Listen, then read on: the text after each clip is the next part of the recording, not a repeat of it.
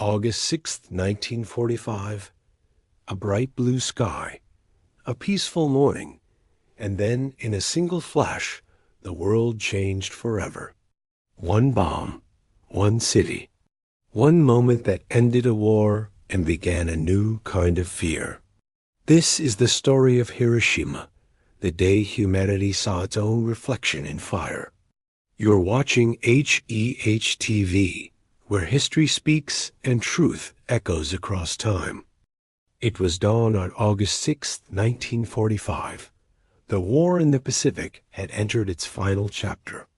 Japan's cities were in ruins, yet its leaders refused to surrender. Among the few cities still standing was Hiroshima, a calm city of 300,000 people.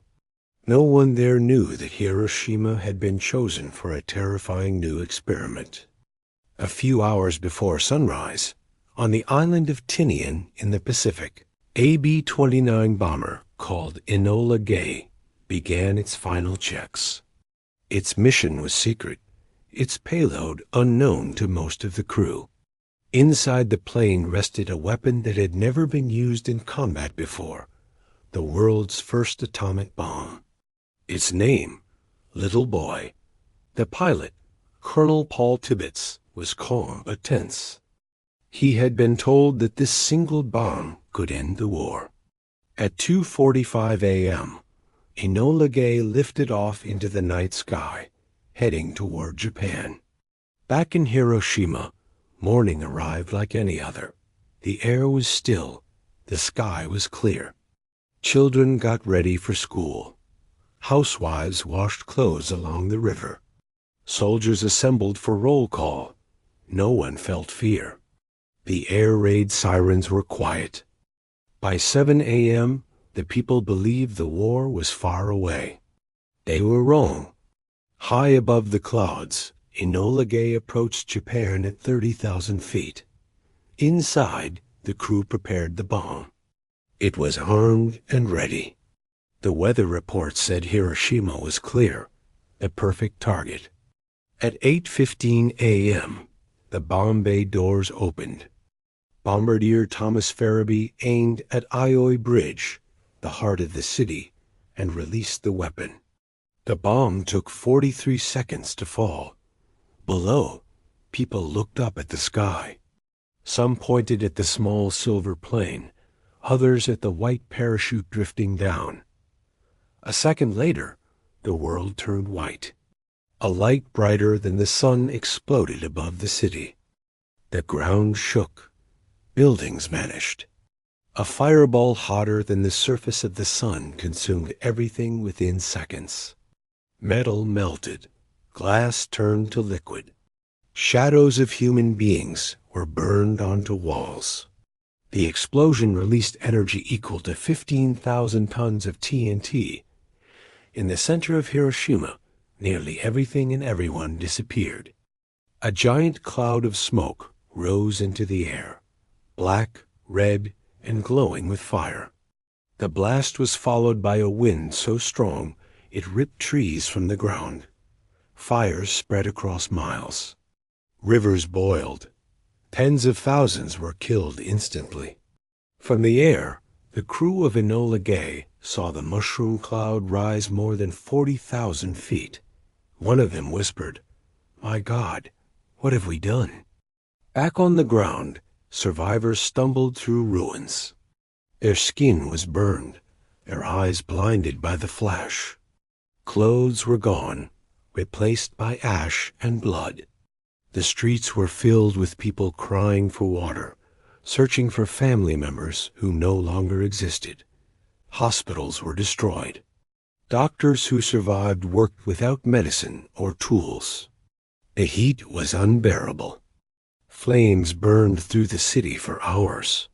The sky turned black as soot and dust blocked the sun. Those who had survived the blast soon faced a new horror, radiation. They didn't know it yet, but the bomb had poisoned the air itself. Over the next few days, many began to fall sick. Hair dropped out. Skin turned dark. Fevers rose. People who looked healthy on the first day died within a week. By the end of August 1945, more than 140,000 people in Hiroshima were dead. Many bodies were never found. The city was silent, its rivers filled with the dead.